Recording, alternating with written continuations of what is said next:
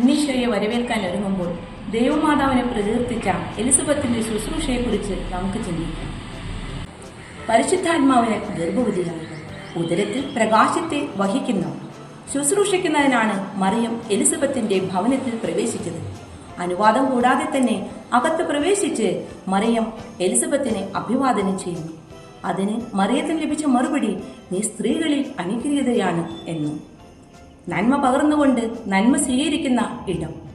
നമുക്കും ആവശ്യക്കാരിലേക്ക് ഇറങ്ങിച്ചെല്ലാം, നന്മ പകരാം, അതിന് ഉണ്ണിയുടെ കൂട്ടുപിടിക്കാം.